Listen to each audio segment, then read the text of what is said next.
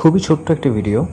দেখুন, রাহু আর কেতু দুটো প্ল্যানেটই কিন্তু আমাদের লাইফে কোনো না কোনো জিনিসকে আমাদের লাইফ থেকে মানে সেপারেট করে দেয়, মানে দূরে নিয়ে চলে যায় বা ছাড়াছাড়ি করিয়ে দেয়। ঠিক আছে, কিন্তু দুটোর মধ্যে পার্থক্য কী জানেন?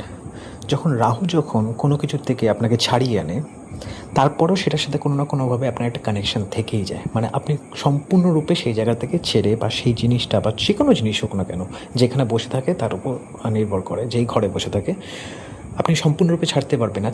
আপনি হয়তো মানে ছেড়ে দিলেও একটা কানেকশান থেকে যায়। কেতু যখন ছাড়িয়ে দেয় সেটা পুরো পারমানেন্টলি লাইফ টাইমের জন্য কমপ্লিটলি ওটা ছেড়ে যায়। ধরুন যখন চতুর্থ স্থানে যদি থাকে, তো সেই ক্ষেত্রে ধরুন যদি রাহু যদি থাকে, তো হতে পারে আপনি হয়তো বিদেশ ভ্রমণ করতে পারেন বা হয়তো নিজের দেশের বাইরে যেতে পারেন, কিন্তু একটা কানেকশান আপনার নিজের দেশের সাথে থেকে যাবে। তার কারণ রাহু ওই কানেকশানটা তৈরি করে রাখে। পুরোপুরি একদম বেরিয়ে চলে যাওয়া সেটা রাহু করে না।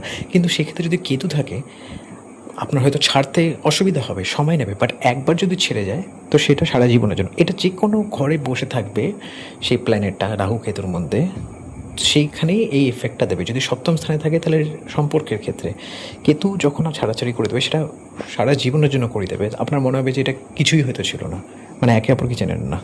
বা রাহু যদি করায় সেটা তাও একটা যোগসূত্র থেকে যায়। দেখবেন ছাড়াছাড়ির পরেও একটা যোগাযোগ থাকে, সেটা সামহাও রাহুর দ্বারা তৈরি হয়।